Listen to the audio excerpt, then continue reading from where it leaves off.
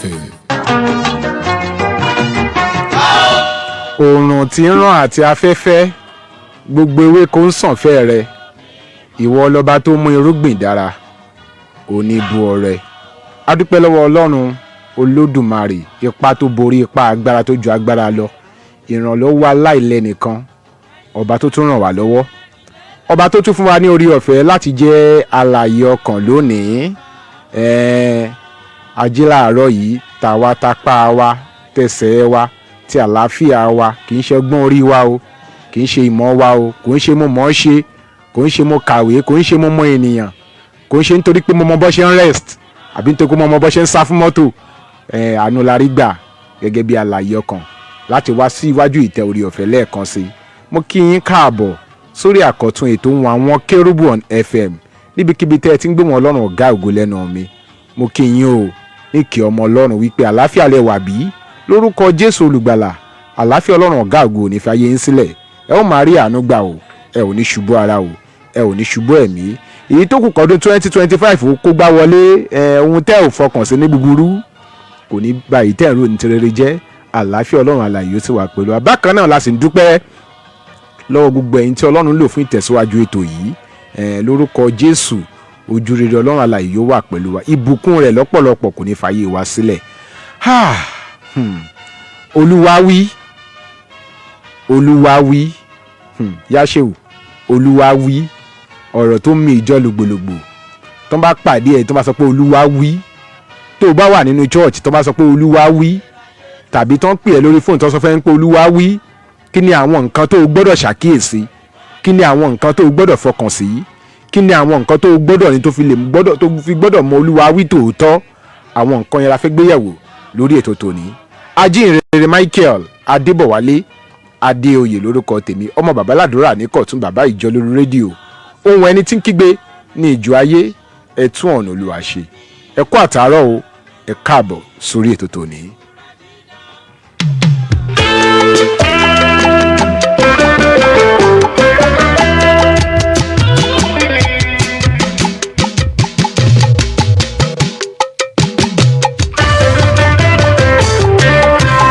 Bàbá nítorí ọ̀rọ̀ rẹ̀ nítorí ọ̀rọ̀ rẹ̀ ayé mi ṣe torí mi ṣe bàbá aráyé lè mọ̀ pé mo ní ọ. Nítorí rẹ̀ o. Bàbá nítorí ọ̀rọ̀ rẹ̀ nítorí ọ̀rọ̀ rẹ̀ o. Nítorí ọ̀rọ̀ rẹ̀ àwọn tó táyé mi ṣe torí mi ṣe bàbá olùgbàlà aráyé lè mọ̀. bẹ́ẹ̀ ni o ọ̀rọ̀ rẹ̀ ni mo pamọ́ ní àyà mi kémi kí ó má bàa ṣe sí ètò Ohun Awon Kerubu on FM ló ń lọ lọ́wọ́lọ́wọ́ lórí ìkànnì Sweet 107.1 FM ní òkè tèmídìrí nílùú Abẹ́òkúta ẹ̀yin náà ti mọ̀ pé bá a ṣe máa ń wá lọ́sẹ̀ọ̀sẹ̀ nìyẹn àwọn ọ̀rọ̀ tó ń ṣẹlẹ̀ nínú ìjọ Ọlọ́run alààyè òun ló jẹ àwa lógún ni Ọlọ́run gbélé wa lọ́wọ́ pé káwa máa wá ìyanjú sí lábẹ́ ìṣàkóso bó ti wùn kórí mo kí ń káàbọ̀ lẹ́ẹ̀kan sí lórí ètò Ohun Awon Kerubu on FM bàbá wa tí wọ́n sì jẹ́ àlejò pàtàkì tòní wọ́n jẹ́ ọ̀kan lára àwọn ìránṣẹ́ Ọlọ́run àti olùkọ́ ọ̀rọ̀ Ọlọ́run láti agbomímọ́ Sacred Cherubim and Seraphim Church mo bọ́lọ́run dúró parish òkè ìgbàlà tó wà ní aṣẹ́góńgó adégbè Abẹ́òkúta mo ń sọ̀rọ̀ nípa ikọ̀ àti ìríjú Ọlọ́run alààyè most special apostle Iseoluwa Teledalase bàbá ládùúrà àwọn ni àlejò wa lórí ètò yìí bàbá wa ẹ káàbọ̀ sórí ètò lẹ́ẹ̀kan sí ẹ ṣé gọ́sà ẹ bàbá kí àwọn ènìyàn wa nílé. ẹ kúlé olóòtú mo kí gbogbo ẹ̀yin ènìyàn Ọlọ́run tẹ́ wà nílé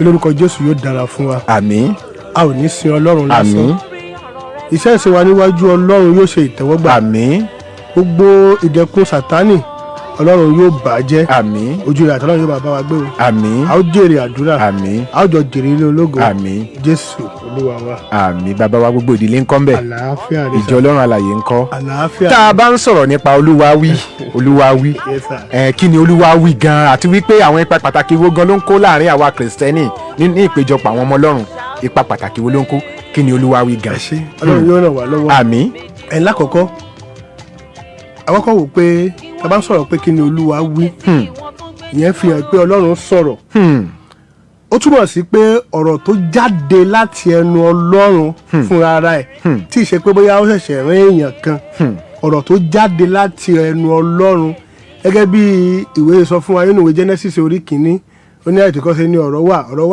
ó ní àìtèkọ́ṣe Ọlọ́run dá ọ̀run àti ayé sì wà ní júújú ọlọ́sọ̀fọ̀ ọ̀rọ̀ àkọ́kọ́ tó wà ń bẹ̀ tí Ọlọ́run sọ ni pé jẹ́ kí ìmọ́lẹ̀ kí ó wà ìmọ́lẹ̀ sì wà bẹ́ẹ̀ náà ló ṣe wà nínú ìwé Jòhánù orí kìíní ó ní àìtèkọ́ṣe ní ọ̀rọ̀ wà pẹ̀lú Ọlọ́run sì ní ọ̀rọ̀ náà ohun tó jáde láti ẹnu Ọlọ́run ó ní ọ̀rọ̀ tí í ṣe Kristi ó ní ọ̀rọ̀ tí ò ní tàbí ṣùgbọ́n nínú tí Ọlọ́run bá sọ̀rọ̀ ó ní ọ̀rọ̀ mi his word is yes and amen ọ̀rọ̀ tó bá ti dán Ọlọ́run jáde kì í ṣe pé bóyá tàbí ṣùgbọ́n kankan wà nínú ẹ̀ ká bá wò pé ṣé dúdú ni tàbí funfun tí Ọlọ́run bá wí bó ṣe sọ gẹ́lẹ́ náà ló ṣe wà rí ohun tá à ń pè ní ọ̀rọ̀ Ọlọ́run nìyẹn tá a bá sọ nípa pé ipa wo ló ń kó ipa tó kúrò ní pé ó ń fi ẹsẹ̀ àwa èèyàn múlẹ̀ ẹsẹ̀ àwa àyànfẹ́ láti mọ̀ pé ní tòótọ́ ni Ọlọ́run wà ó ní Ọlọ́run tó ń wá ọkàn ìjìnlẹ̀ èèyàn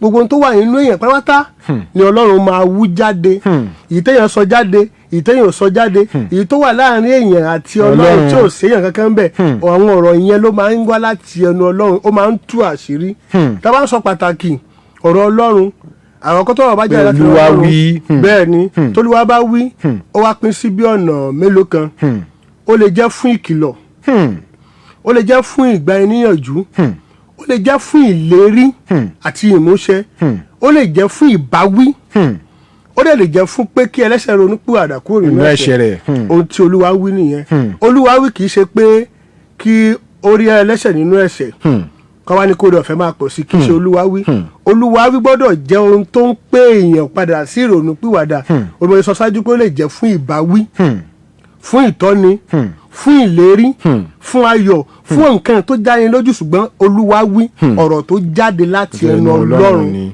là ń pè ní Olúwa wí.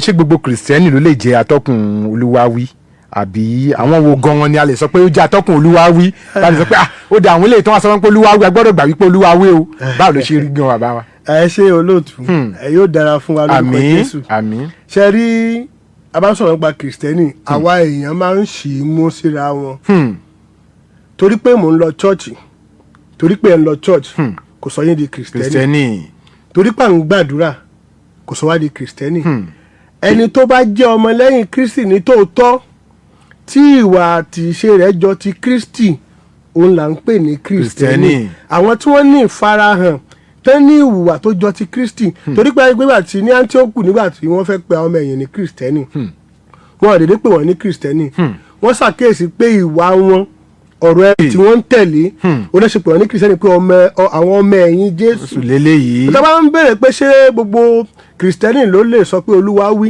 àwọn tí ó jẹ́ pé ní tòótọ́ náà fara wọn jìn fún Ọlọ́run tó ní ìbápàdé pẹ̀lú Kristi àwọn gangan ló lè sọ pé Olúwa wí bẹ́ẹ̀ ni ó lè jẹ́ wòlíì ó lè jẹ́ apostle ó lè jẹ́ evangelist ó lè jẹ́ olùṣọ́ àgùntàn ó lè jẹ́ olùkọ́ni gbogbo ẹni tó bá ti ní ìbápàdé pẹ̀lú Kristi ní tòótọ́ torí Kristi ni ọ̀rọ̀ yẹn ọ̀rọ̀ tó fẹ́ sọ jáde yẹn Kristi ni so tó bá ti lè yàtọ̀ sí yẹn kì í ṣe Olúwa wí. ó dà ètò Ohun Àwọn Kerubu FM ló ń lọ lọ́wọ́lọ́wọ́ ẹ jẹ́ ká dókè lọ́hùn tá a bá ti dé ìpele kejì a ó ṣe ojú òpó sílẹ̀ fún àwa tí a bá fẹ́ pè wọlé ẹ jẹ́ ká dé òkè lọ́hùn ká mọ àwọn iṣẹ́ ìpolówó tó wà nílẹ̀ lọ́lọ́kan jọ̀kan wá sí ti gbọ̀yìn ẹ ṣeun púpọ̀ wípé wà pẹ̀lú wa lórí ètò tòní.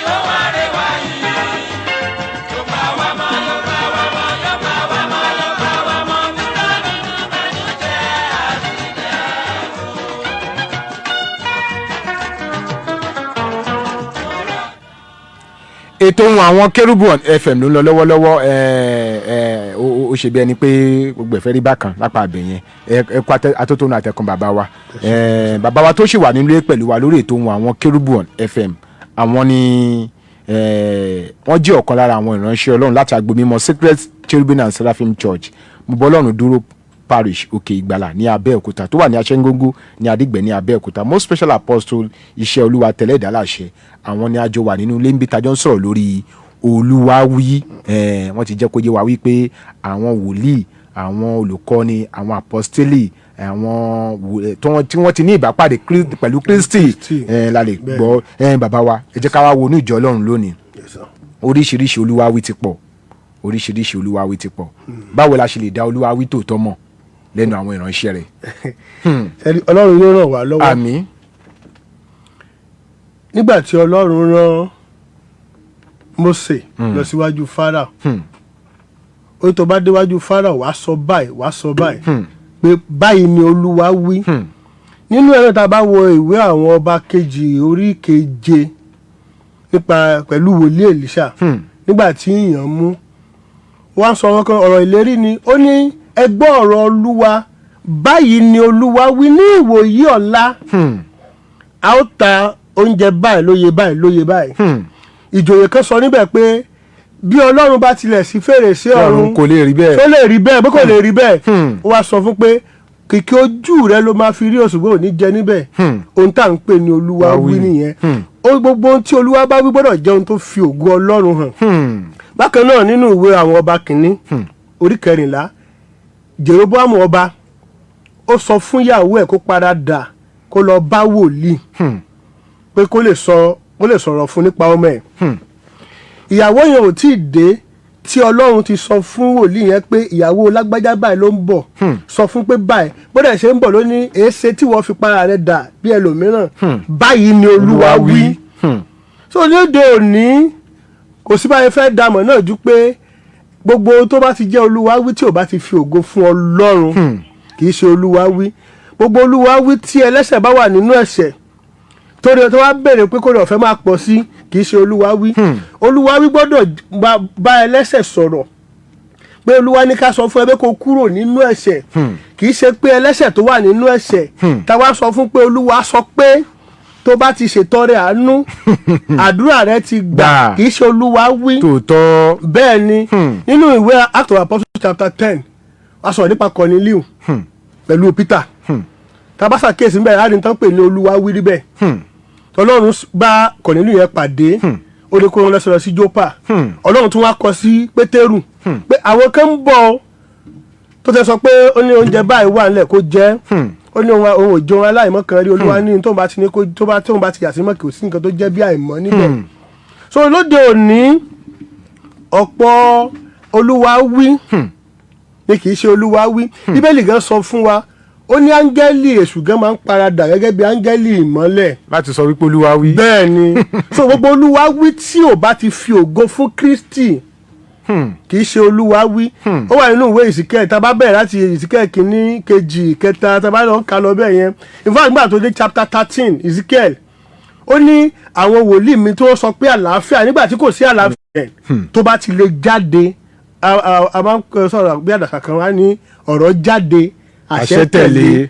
Ọ̀rọ̀ Olúwawí nìyẹn. Ṣùgbọ́n ọ̀rọ̀ tí ó bá ti wá di pé ó ń jáde wọ́n pé Olúwa ní ká sọ fún ọ pé ṣùgbọ́n tí kò wá sí ìdánilójú báwo la. mọ́lẹ̀ ní kí owó bá pàdé. fọ́ọ̀nù àbáyọ nínú ìbànújẹ́ ọlọ́jọ́ pípẹ́ tó dojú kọ. ní àgbẹ̀yánu ìpàgọ́ àdúrà tọ̀sán-tòru ọlọ́jọ́ méje gbáko. ti orí òkè Orebu ti ọdún 2025. ìmọ́lẹ̀ òtítọ́. the light of truth. John chapter 1 verse 9 ní àkòrí. ọjọ́ ìsinmi Sunday November 9 títí dọjọ́ Sunday November 16 2025. ní àgbẹ̀yánu ìpàgọ́ àdúrà yìí yóò wáyé o. ní Orebu prayer mountain tí ìjọ Afúngbẹ́lájà tó wà ní 7 Coca close Arárọ̀mí Amúláṣọ Kútọ̀ Abẹ́òkúta Ogun State. ministry prophet Tobi Ariibi, prophet Ṣògo Ìgbàlájọbí, prophet Sunday Bangbọ́pá Ọ̀pá Ẹ̀ṣẹ̀, prophet Neye Ọlákìtàn, pastor Àbáyọ̀mí Olúga, prophet Peter Adéníran, pastor Gbọ́láhàn Olúgbénga, pastor Ṣògo Ilẹ̀bí pẹ̀lú àwọn ìránṣẹ́ Ọlọ́run mìíràn ni Olúwa yóò máa lò fún ìgbédìde gbogbo ènìyàn. apostle prophet Elijah àti prophetess Elizabeth Olùtàdé Afúngbẹ́lájà bàbá orí òkè Orebu ní olùgbàlejò fún àdúrà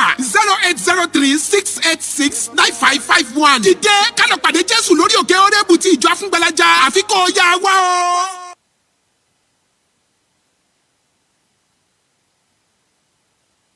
ọkàn aláàárẹ̀ wá sí mi láyà Jésù. bẹ́ẹ̀ni ìpín ńlá ni èyí sí ọ fún ìjọsìn orúkọ mímọ́ Ọlọ́run alààyè láàrin àwọn olùsìn tòótọ́ tí ògo mímọ́ rẹ̀ ń tàn nínú ìjọ the Eternal Sacred Order of CNS Church ògo ẹ̀rí tàn onítẹ̀síwájú international ògénò tèmídìrè district headquarters. ọjọ́ Monday ní aago 9 òwúrọ̀ ìsìn àwọn aláboyún àtàwọn tó wojú Olúwa. ìṣòro àwọn àfàdúrà jagun ní ọjọ́ Tuesday ní aago 11 alẹ́. ìsìn àwọn wòlíì àti sílò ní ọjọ́ Wednesday ní aago 9 òwúrọ̀. gbogbo Friday àkọ́kọ́ nínú oṣù ní ìṣòro alágbára ní aago 11 alẹ́. Sunday school ní ọjọ́ ìsinmi ní aago 8 òwúrọ̀. ìsìn ìdúpẹ́ ọjọ́ ìsinmi Sunday service yóò bẹ̀rẹ̀ ní aago 9 òwúrọ̀. ó yá múra ká lọ jọ́sìn fún Olúwa nínú ìjọ the Eternal Sacred Order of CNS Church ògo ẹ̀rí tàn onítẹ̀síwájú international ògénò tèmídìrè district headquarters 18 Salimasugbesan avenue opposite Crown Royal Abiola Way Abẹ́òkúta. wòlíì Dámilá Stephen Adékúnlé JP bàbá ògo ni Olúwa ń lò fún iṣẹ́ mímọ́ rẹ̀ níbẹ̀. 0803-353-3002 kó àníyàn rẹ tọ̀ Jésù olùgbàlà wá kò sóhun tí ipá rẹ lè ṣe láìsí ìdásí àtòkè wá. Jésù lolúwa.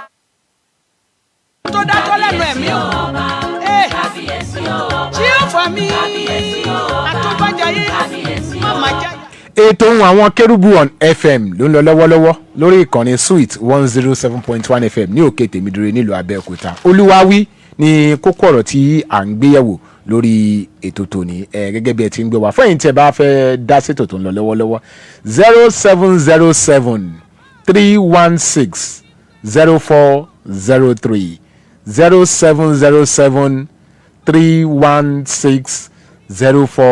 0707-316-0403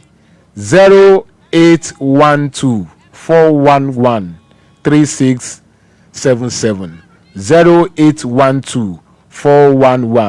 0812-411-3677. bàbá wa nínú Olúwa tí wọ́n jẹ́ àlejò pàtàkì lórí ètò tòní àwọn jẹ́ olùkọ́ ọ̀rọ̀ Ọlọ́run láti agbo mímọ́ Sacred Cherubim and Seraphim Church mo bọ́lọ́run dúró tó wà ní Òkè Ìgbàlà Parish tó wà ní Aṣẹ́góńgó ní Adígbẹ̀ ní Abẹ́òkúta most special apostle Iseoluwa Teledalase babaládùúrà àwọn ní àlejò wa lórí ètò tòní. bàbá wa ẹ̀kọ́ àtótónú àtẹ̀kán bàbá wa jẹ́ kí n mú ìbéèrè yìí wá kí ni àwọn nǹkan tó jẹ́ àlébù bá Olúwa wí nínú ìjọ Ọlọ́run lónìí láàrin àwọn ọmọ Ọlọ́run àwọn nǹkan tó wá sọ pé Olúwa wí àwọn èèyàn kàn ń pé irú kí náà dẹ̀ ń sọ yìí kí ni àwọn nǹkan tó mú wá nínú ìjọ Ọlọ́run lónìí.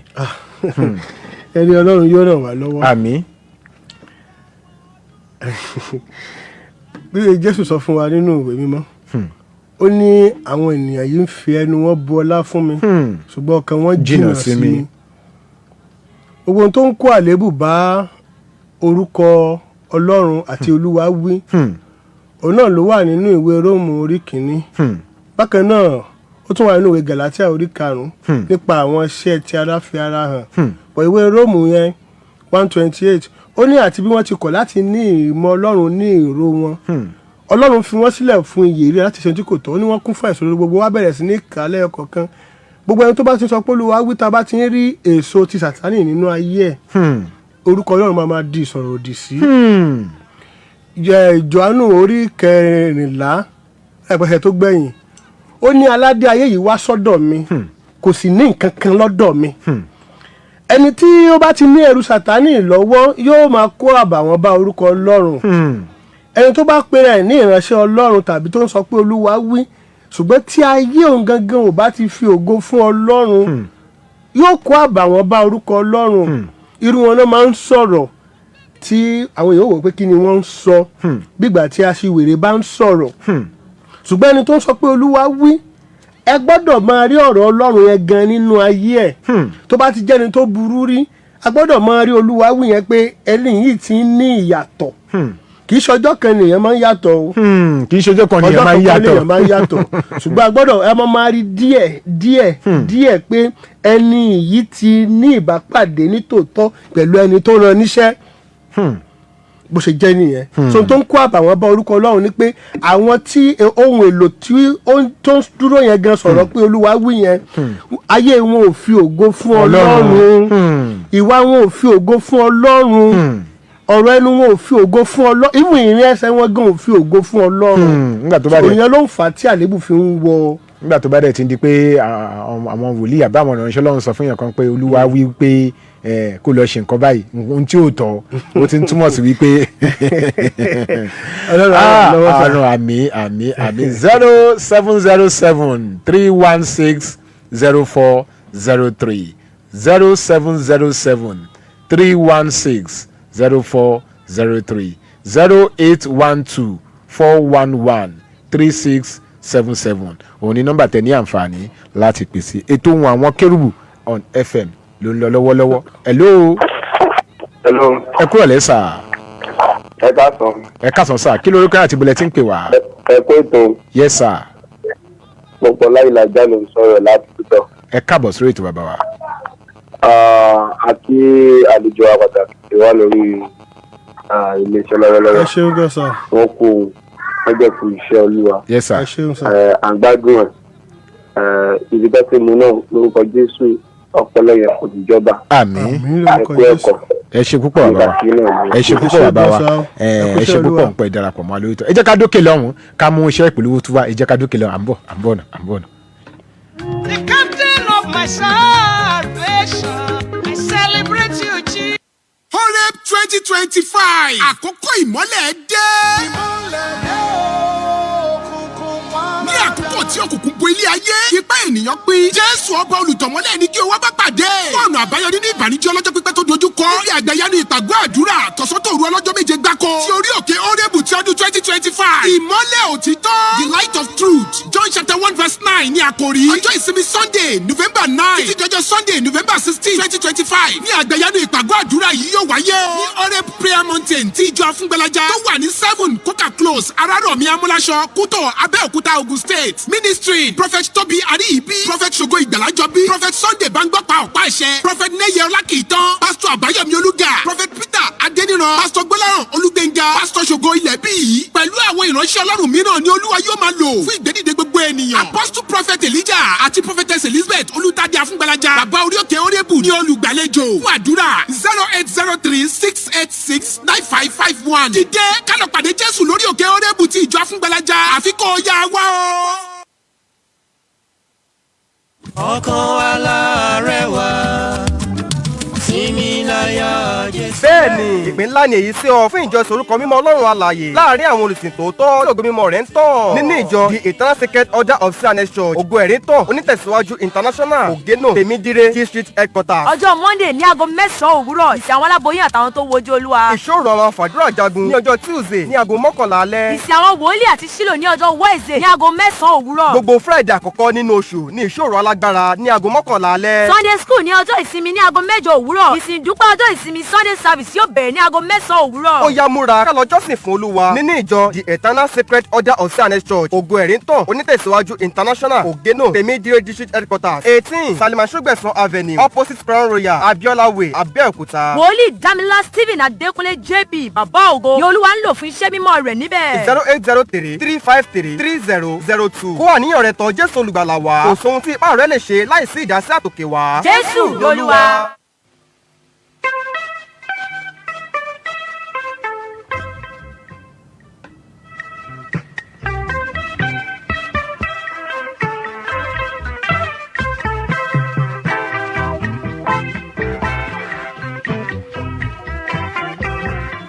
ẹ káàbọ̀ padà sórí ètò Ohun Àwọn Kérúbù on FM láti iléeṣẹ́ Sweet 107.1 FM. Olúwawí ní kókó ọ̀rọ̀ tí à ń gbé yẹ̀wò.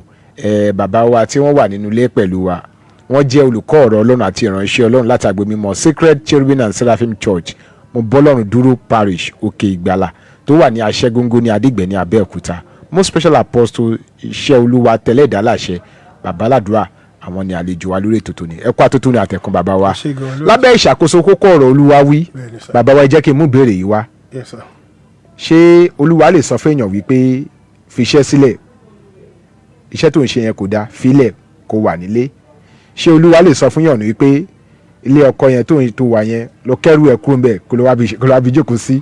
Ṣé Olúwa torí oríṣiríṣi Olúwawí ló mí lògbòlògbò ní láwùjọ wa ní irú àkókò yìí. Chọ́ọ̀chì náà ti fún mi mẹ́sẹ̀gì wípé kí n kẹ́rù kúrò nílé ọkọ mi. Chọ́ọ̀chì náà ti fún mi mẹ́sẹ̀gì pé iṣẹ́ yẹn kò bá star mi mú kí n filẹ̀ kí n máa lọ sùn náà títí tí Ọlọ́run máa fi wá iṣẹ́ mi fún mi, kì í ṣe pé òun náà máa jálamba lọ́wọ́ iṣẹ́ o. Bàbá wa ṣé o ṣe bẹ́ẹ̀? ẹ ṣe gan olóòtú. Lákọ̀ọ́kọ́ Bíbélì sọ fún wa pé ìgbàgbọ́ láìsí iṣẹ́ ó ní òkú ni. Ẹ já ṣàkíyèsí pé nígbà tí Jésù Olúwa gan fẹ́ pe àwọn ọmọ ẹ̀yìn rẹ̀ wọ́n níṣẹ́ lọ́wọ́. àbá tí wọ́n sọ̀rọ̀ nípa pé bóyá olúwa ní kí n kúrò nílé olúwa ní kí n ṣe báyìí alẹ́ ọkọ bẹ̀rẹ̀ gan láti wòlíì Deborah tó kọ́kọ́ jẹ ìyá ní Ísírẹ́lì nígbà tó fẹ́ dárúkọ ẹ̀ wọ́n ní wòlíì Deborah aya alágbájá ó tún wá ó jẹ́ wòlíì fún Ísírẹ́lì ó tún jẹ́ onídàájọ́ fún Ísírẹ́lì ó sì wà lábẹ́ ọkọ ẹ̀rí bó fọ́nì ẹ̀tọ́ bá ti ń yẹrí bíbélì mo máa sọ fáwọn èèyàn pé bíbélì ò kì í ṣe ìwé ìtàn ìwé ìmísí àti ọ̀rọ̀ Ọlọ́run ni nínú ẹ̀ láti máa rí àwọn nǹkan tó ṣókùnkùn kò sí olúwa wí tó lè sọ pé kéèyàn kúrò nílé ọkọ kò dẹ̀ sólúwa wí tó lè sọ pé kéèyàn fi ṣẹlẹ̀. bẹ́ẹ̀ ni tí yẹrí tí ènìyàn bá ṣe rìn nígbà míì bá bá ṣe rìn la ṣe máa ń kó ni ní ọ̀pọ̀ ìgbà míì àwa la máa ń fẹ́ ṣe ìfẹ́ ara wa nígbà míì olúwa lè ti sọ fún wa pé kò sọ náà níbí téèyàn fúnra wa gan náà máa ń gbọ́ ṣùgbọ́n nígbà míì afẹ́ ayé àti ìfẹ́kùfẹ́ ara wa ìfẹ́kùfẹ́ ó máa ń sìn wá sí ìwé Jákọ́bù orí kìíní ẹsẹ̀ 13 ó ní pé Ọlọ́run kì í dányàn wò ó ní ṣùgbọ́n a máa ń dánwò ó ní nítorí ìgbàgbọ́ wa lè gbà fúnra wa ìfẹ́kùfẹ́ wa ló máa ń tì wá sínú ìdánwò tó bá sọ pé olúwa wí ó wá ní ká máa ṣiṣẹ́ èmi máa ń rí yẹn bíi pé irọ́ ṣàwádà àwọn tó olúwa wí pé ká máa ṣiṣẹ́ lóòótọ́ kò sí bí olúwa yẹn ò ṣe ní bọ́ wọn lóòótọ́ ó máa ń wà ẹ mọ̀ káwọn irú àwọn missionary nsìn tó máa ń lọ iṣẹ́ ìrìn káàkiri ààrẹ bí káwọn máa ṣiṣẹ́ bọ̀ báwo lẹni tó jẹ́ pé ó máa jí làárọ̀ lẹ́yìn kó lọ sí church tó máa ní olúwa ní kó máa ṣiṣẹ́ ṣùgbọ́n tó bá wá jẹ́ pé lóòótọ́ lolúwa ní kó máa ṣiṣẹ́ yóò bọ́ bó ṣe bọ́ Èlíjà tú ẹyẹ ìwò ó máa bọ́ ebi lè pa ṣùgbọ́n Ọlọ́run máa la ọ̀nà àbáyọ fún un tó bá ti wá ń di pé wọ́n ti ń fún wa ní mẹ́sẹ̀gì tí ò fi ògo fún Ọlọ́run a gbọ́dọ̀ kí sa then ibi tí mẹ́sẹ̀gì yẹn gan ti jáde a pè ní means of communication ibi tó ti jáde we have channels of communication rather sender and receiver but láàrin à ń pè ní medium tó bá yẹ pé lóòótọ́ Ọlọ́run ni sender àwa ni receiver medium yẹn jẹ́ láti ẹnu ìránṣẹ́ Ọlọ́run bó láyé ẹni yẹn gẹ́gẹ́ ṣe rí ẹni tí ò bá ní nǹkan ò lè fún yàn ẹni tí ilé ọ̀gán ò dára tí ò níṣẹ́ gidi lọ́wọ́ tí wọ́n wá níṣẹ́ gidi lọ́wọ́ tó wá ní kó lọ fiṣẹ́ sílẹ̀ ṣé kò yẹ kẹ́ni yẹn rò wò dáadáa sàn so Ọlọ́run wá ràn wá lọ́wọ́ èyí tó jẹ́ pé èmi mo pera mi àti pé àwọn àwòkọ́ṣe ló pọ̀ jù láyé òfin èmi mo pera mi àti àwọn àwòkọ́ṣe so tó máa sọ pé Ọlọ́run ni pé irú àwa báyìí láti kékeré sọ fún wa pé olúwa ní a máa ṣe báyìí a máa ṣe báyìí ṣùgbọ́n yẹn ò dáṣẹ́ ọwọ́ mi tí mò ń ṣe dúró kò dá nǹkan tí mò ń ṣe láti fi mú Ọlọ́run kò dá dúró tó bá dá dúró Ọlọ́run túnbọ̀ bó ṣe máa la ọ̀nà àbáyọ láti jẹ́ kí n lè ṣiṣẹ́ rẹ̀ so ìwọ tọ́lọ̀ bá wá ní pé kó má ṣiṣẹ́ ó ti gbọ́dọ̀ fààyè sílẹ̀ fún bó ṣe máa tọ́jú ẹ kò ṣe gbọ́dọ̀ ní kó má ṣiṣẹ́ àbó sọ pé Ọlọ́run ní kó má ṣiṣẹ́ ó ẹ̀ṣẹ̀ wá ń pe àwọn ọmọ ìjọ láti fún ẹ láti ra dátà fún ẹ. ṣọmọdé ọjọ́ tún kìlọ̀ bẹ́ẹ̀ ni tí wọ́n bá ti sọ́ra ohun tí ò yẹ kó ṣẹlẹ̀ bíi mẹ́sẹ̀gì á sọlẹ̀ irú wọn ló máa ń sọ mẹ́sẹ̀gì tó máa pílìsì ọmọ ìjọ. ṣára olúwa wí náà ni wípé ìyá ẹ̀ ló ń ṣe ṣára olúwa wí náà nìyẹn. ẹ ṣàṣẹ́rí Ọlọ́run á ràn wá lọ́wọ́. àmín. ṣẹ́rí olúwa wí ìran àsọtẹ́lẹ̀ tí a bá kíyèsára sà kì í ṣe gbogbo ohun tí àwọn èèyàn máa sọ pé olúwa wí ẹ kì í ṣe ohun Ọlọ́run ẹ kì í ṣe ohun Ọlọ́run ṣùgbọ́n ohun Sátánì ni ṣùgbọ́n nígbà tí wọn bá ní ìmọ̀ ẹ̀mí yàtọ̀ torí pé wọn kì í ṣe tọlọ́run ẹ̀sà ẹni tọ́lọ́run bá pè yóò fi òye ọ̀rọ̀ yẹn yé tó bá jẹ́ pé lóòótọ́ gan ìyá ẹ̀ gan ló ń ṣe tọ́lọ́run bá máa sọ̀rọ̀ jáde ìṣẹ́gun ni Ọlọ́run ò kí ń sọ pé bóyá lọ ṣe báyìí ná mọ̀ wọ́rí o nǹkan ìyá ẹ sílẹ̀ lẹ́ o sá fún ìyá rẹ má wá ìyá ẹ o sá fún ìyá ẹ pàwátá o má fún ìyá ẹ lówó o kiri pa ìyá ẹ o jìnnà sí wọn ráúráú. Ọlọ́run á ràn wá lọ́wọ́ irú èmi báyìí sí irú ẹ̀ṣẹ̀lẹ̀ sẹ́mi náà rí wọ́n ti fún ilé irú mẹ́sẹ̀gì bẹ́ẹ̀ yẹn rí pé tí máa fẹ́ níyàwó mi ò gbọ́dọ̀ jẹ́ kí ìyá mi mọ̀ mo wá rẹ́rìn-ín yóò tún yẹ yín mo wá rẹ́rìn-ín pé àwọn ìránṣẹ́ Ọlọ́run ni mo tara wọn jáde ṣùgbọ́n irú àwọn tí mò ń sọ yìí wọ́n níṣẹ́ lọ́wọ́ ẹ̀sà ibi tó yà mí lẹ́nu jù tí mo fi mọ̀ pé ìránṣẹ́ Ọlọ́run gbọ́dọ̀ máa ṣiṣẹ́ àfi tó bá yẹ pé lóòótọ́ Ọlọ́run sọ máa bọ̀ bàbá tó bí mi sà ó kú ní 102 years bó ṣe dàgbà tó yẹ kò sọ́mọ tó lè sọ pé bàbá mi ṣẹ̀ṣẹ̀ ń dúró dòun kóun tó wá fún wọn lóúnjẹ ó ṣe ń ta pákó ló nígbá ló ní àwo oko ẹ̀ tó ní oko yẹn tóbi gan wòlíì Ọlọ́run sí bẹ́ẹ̀ ni sà ó níṣẹ́ lọ́wọ́ tọ́lọ́run gbà fún ó dẹ̀ jẹ́ iṣẹ́ ó jẹ́ òjíṣẹ́ Ọlọ́run nífà ibi tí mo gbọ́ dé gan wọ́n ní àwọn ló mú kérúbù dé àwọn ọ̀pọ̀ ìlú òkè yẹn evangelist ni wọ́n máa ń lọ káàkiri ó dẹ̀ níṣẹ́ lọ́wọ́ tó ń jẹun. kọ́lọ́run àlàyé kó Ọlọ́run á ràn wá lọ́wọ́. àmín 0707-316-0403 0707-316-0403 0812-411-3677 0812-411-3677 nọ́mbà tẹ ní àǹfààní láti pèsè ètò Ohun Àwọn Kérúbù on FM ló ń lọ lọ́wọ́lọ́wọ́ Olúwa wí ní kókó ọ̀rọ̀ tí a ń gbé yẹ̀wò lórí ètò tòní ẹ ṣeun púpọ̀ à ń bọ̀ náà. Ohun 2025 àkókò ìmọ́lẹ̀ dé. Ní àkókò tí òkùnkùn bo ilé ayé ipá ènìyàn pín Jésù ọba olùtọ̀mọ́lẹ̀ ní kí o wá bá pàdé. Ọ̀nà àbáyọ nínú ìbànújẹ́ ọlọ́jọ́ pípẹ́ tó dojú kọ orí àgbẹ̀yánu ìpàgọ́ àdúrà tọ̀sán-tòru ọlọ́jọ́ méje gbáko ti orí òkè Ohun ti ọdún 2025 ìmọ́lẹ̀ òtítọ́ the light of truth John chapter 1 verse 9 ní àkòrí ọjọ́ ìsinmi Sunday November 9 títí jọjọ́ Sunday November 16 2025 ní àgbẹ̀yánu ìpàgọ́ àdúrà yìí yóò wáyé ní Ohun prayer mountain tí ìjọ Afúngbẹ́lájà tó wà ní 7 Coca Close Arárọ̀mí Amúláṣọ Kútọ̀ Abẹ́òkúta Ogun State ministry prophet Tóbi Aríyìbí prophet Ṣògo Ìgbàlájọbí prophet Sunday Bangbọ́pá ọ̀pá ẹ̀ṣẹ̀ prophet Neye Ọlákìtàn pastor Àbáyọ̀mí Olúga prophet Peter Adéníran pastor Gbọ́láhàn Olúgbénga pastor Ṣògo Ilẹ̀bíyì pẹ̀lú àwọn ìránṣẹ́ Ọlọ́run mìíràn ni Olúwa yóò máa lò fún ìgbédìde gbogbo ènìyàn apostle prophet Elijah àti prophetess Elizabeth Olùtàdé Afúngbẹ́lájà bàbá orí òkè Ohun ní olùgbàlejò fún àdúrà 0803-686-9551 dìde kálọ̀ pàdé Jésù lórí òkè Ohun ti ìjọ Afúngbẹ́lájà àfikún ọ̀yà wá o.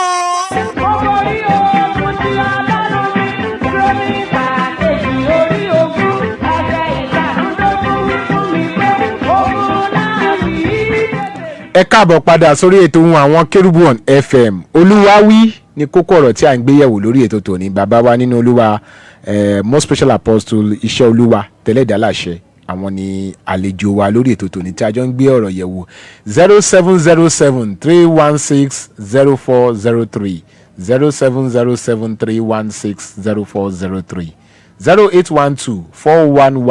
0812-411-3677 bàbá wa ní ṣókíkẹ́ tó máa lọ. Yes, sir. Kí ni àmọ̀ràn yín fún gbogbo àwọn ìránṣẹ́ Ọlọ́run lórí kókó ọ̀rọ̀ Olúwa wí. Hello. Hello. ẹ kálẹ́ ẹ kúrọ̀lẹ́ sà. Ẹ kúrọ̀lẹ́ sà o. Yes sir. Ẹ kú iṣẹ́ Olúwa. Yes sir ń gbọ́ yín dà ẹ Ẹ káàbọ̀. kú ètò. Yes sir. Mo kí alàgbà tó wà ńbẹ̀. Yes sir. Inú mi dùn pẹ̀lú àwọn ọ̀rọ̀ tí wọ́n sọ. Torí oríṣiríṣi kérúbù láti rí. Èyí tọ́lọ́run ò pè ká lọ́lọ́run pè òun. Ẹni tó lọ́lọ́run pè òun tó ń gbá pẹ̀ka náà. Tó ń jó oògùn tó ń jó gbogbo ẹ̀. Ṣọ́lá ń pè é nìyẹn. Ìwà burúkú lọ́wọ́ ẹlòmíì. Ayaláya ò gbọ́dọ̀ wá sí ṣọ́ọ̀ṣì. Ọmọ ọlọ́mọ ò gbọ́dọ̀ wá sí ṣọ́ọ̀ṣì. Ó di bíbá sùn. So ṣọ́lá ń pè wọ́n nìyẹn. Ó tiẹ̀ is too common láàrin àwọn kérúbù. Àti àwọn ọ̀sẹ̀lẹ̀ yìí. It's too common ìwà wọn wà búdà. Ẹlòmíì kẹ̀dẹ̀rẹ́ nínú wọn ò lè lọ ṣọ́ọ̀ṣì ẹ̀ kó rí rẹ̀. Ẹlòmíì nínú wọn kò gbalú ẹ̀ láàyè bẹ́ẹ̀ èyí àwọn tó ń ṣe ló pọ̀ jù. Ayaláya ò gbọ́dọ̀ lọ ṣọ́ọ̀ṣì wọn. Wọn ò gbọ́dọ̀ gbé èèyàn lọ síbẹ̀ yìí pé ara ẹ̀ ò yá. Lọ́jọ́ rèé wọ́n ti máa yí ojú ẹ̀ kúrò lára ọkọ̀ náà máa wá. Lóríṣiríṣi ìwà wọn. Ó kí alàgbà púpọ̀ Ọlọ́run á wà pẹ̀lú wọn. Àmín. Ẹni tó mọ̀ ẹ́ tọ́lọ́run pé òun kó tẹ̀lé Ọlọ́run. Gbogbo nǹkan tó ti ń sọ yẹn òdodo wà níbẹ̀ kò sí lọ́bẹ̀ rárá. Torí ẹni tí Ọlọ́run pè tó ní kó má ṣiṣẹ́ wàláhì kò ní lálàṣẹ kankan. Gbogbo nǹkan tó máa jẹ Ọlọ́run máa gbé fún wọn. Kò ní ìdí kan tó pé account number mi kìnnìkan. ẹ bá wa mú ṣókí bàbá wa. So bó ṣe wà nìyẹn. ẹ ṣe púpọ̀ bàbá wa ẹ ṣe púpọ̀ ẹ ṣe púpọ̀ ẹlòmíì wà bẹ́ẹ̀. hello.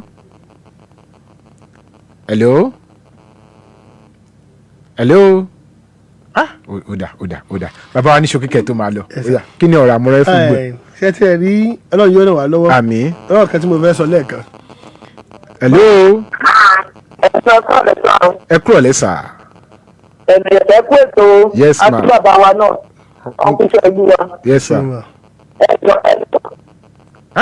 ojú òpó yẹn Hello? à ń gbọ́ yín báyìí. ìbílẹ̀ tó bọ̀ rẹ̀ ṣe jẹ́ olúwadé wípé ètò ìgbà tó la bí ẹ̀. ojú òpó yẹn ò dúró dá. olúwadé tó bọ̀ rẹ̀ ojú òpó yẹn ò dúró dáadáa màmá wa ojú òpó yẹn ò dúró dáadáa. ẹ bá wa kúrò níbi tẹ́ ẹ wà yẹn kẹ́ bá wa bọ́ síbòmíì kójú òpó yẹn lè dúró dáadáa ká gbọ́ yín kékeré. ẹgbẹ́ tí mo fẹ́ bẹ̀rẹ̀. bẹ́ẹ̀ ni mà. kò ṣiṣẹ́ owó ìrọ̀ fún olúwadé ní kò máa sọ̀dá mẹ́wàá tipátipá bí. pé ẹni tí ò ṣiṣẹ́ ṣọ́ lè sọ pé kó máa ṣolúwa lè sọ pé kó máa sọ̀dá mẹ́wàá tipátipá bí. sọ̀dá mẹ́wàá. ó dà ìbéèrè nìyó.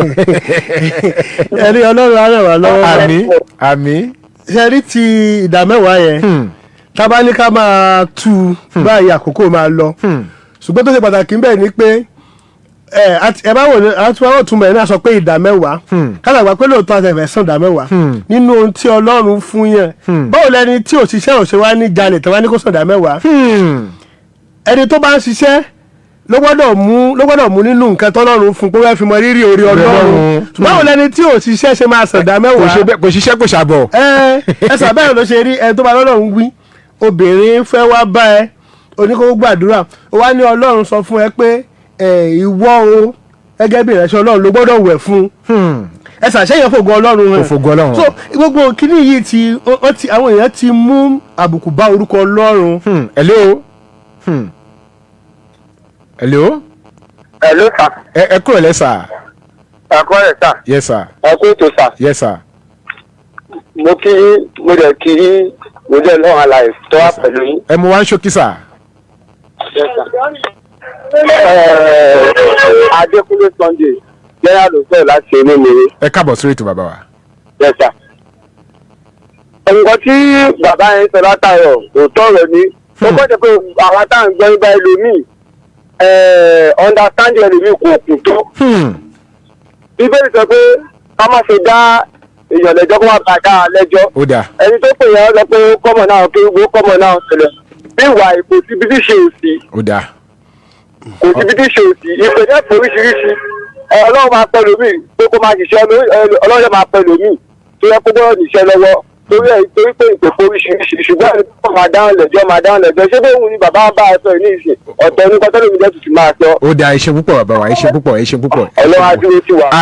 àmín bàbá wa ó yá ẹ tẹ̀síwájú ní ìdáhùn yẹn ní ṣókí láàrin ìṣẹ́jú méjì. ẹ ṣe rí tó bá ń sọ̀rọ̀ pé bóyá ọlọ́run fẹ́ pé èèyàn kò sẹ́ni tọ́lọ́run ò lè pèsè ó ní kò sẹ́ni tó burú tóun ọlọ́run ò lè gbà ṣùgbọ́n bí tó yà mí lẹ́nu sà nígbà tí jésù ń sọ assurance kan sà ó ní ẹ wá sọ́dọ̀ mi gbogbo ẹ̀yin tí ń ṣiṣẹ́ tá a di ẹrù rẹ lórí ó lè mi ó fún yín ní ìsinmi ó ní ẹ wá kọ́ ẹ̀kọ́ lọ́dọ̀ mi nítorí onírútù ni mí so kò sẹ́ni tó burú tọ́lọ́run ò lè gbà ṣùgbọ́n àwa ni láti fi ara wa fún ẹlòmíì ọlọ́run ò pé ṣùgbọ́n torí àwọn nǹkan tó ń rí òun náà ṣàfẹ́ ẹlòmíì tẹ̀lé ní ẹ̀bùn kékeré ẹlòmíì bóyá ó kàn lẹ́bùn ìgbóhùn ẹlòmíì kàn ní ẹ̀bùn ká túmọ̀ tàbí ká fonírúurú èdè ẹlòmíì kàn lẹ́rọ̀ ọgbọ́n láti ibẹ̀ náà olúwa ti pè é tó ní wọ́n bá dẹ̀ máa pè yàn ìwọ fún rẹ gbọ́dọ̀ gbọ́ assurance yẹn gbọ́dọ̀ wà ó lé wọn ṣe kí n pọ́n ẹni tó bá ti ń mú nǹkan mímọ́ lọ́rùn sà wọ́n máa ń pọ́n láṣọ sà wọ́n máa ń pọ́n láṣọ ní. bẹ́ẹ̀ ni sà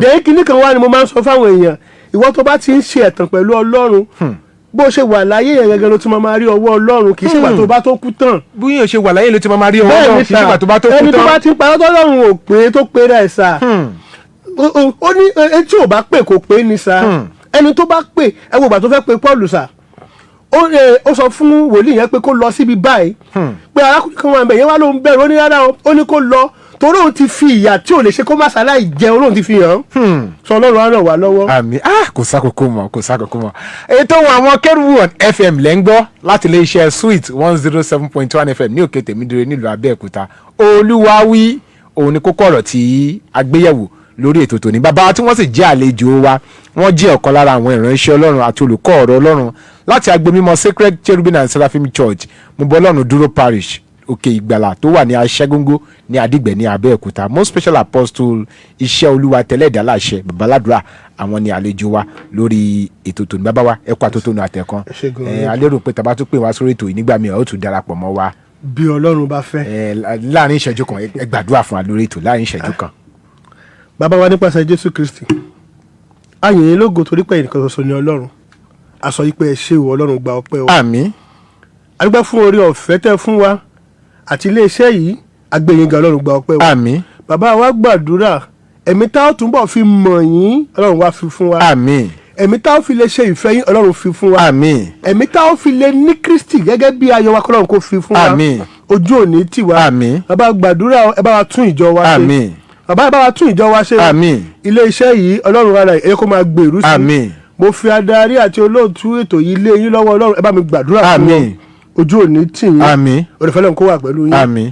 Jésù Olúwa tó lùgbàlà wa. Àmín. Àmín. Àmín lórúkọ Jésù. Ní ṣókí nọ́mbà wo ni àwọn ènìyàn lè pè é sí bó bá fẹ́ bá ní nǹkan tàbí òmíràn láti bá yín sọ. Nọ́mbà mi náà ni 08033 700 452 08033 700 452 bákan náà 081 5029 8484. Nọ́mbà tẹ ní àǹfààní láti pe bàbá wa sí ni 08033700451 08033700452 ni nọ́mbà tẹ ní àǹfààní láti pè wọ́n sí 08033700452 ni nọ́mbà tẹ ní àǹfààní láti pè wọ́n sí. Ẹ jẹ́ ká máa fèyí ṣe lọ lórí ètò Ohun Àwọn Kérúbù on FM lónìí. Ayọ̀ la fi pàdé lọ́sẹ̀ tó ń bọ̀. 081-655-37283 ni nọ́mbà tẹ ní àǹfààní láti pè mí sí 081-655-37283 nọ́mbà tẹ ní àǹfààní láti pè mí atẹ́kùn ètò Ohun Àwọn Kérúbù on FM sí nìyẹn. Ajínrere Michael Adébọ̀wálé Adéoyè ọmọ babaládùúrà ní Kọ̀tún bàbá ìjọ lórí rédíò ló wí pé káfáyọ̀ pàdé lọ́sẹ̀ tó ń bọ̀ láṣẹ Ọlọ́run ọ̀gá ògo ẹkún ọ̀fọ̀ wàhálà àti ìdààmú kò ní ráyè lọ́ọ̀dẹ ẹnikẹ́ni nínú wa. Shalom. Shalom. Ọba tó dá mi, ọba tó dá mi.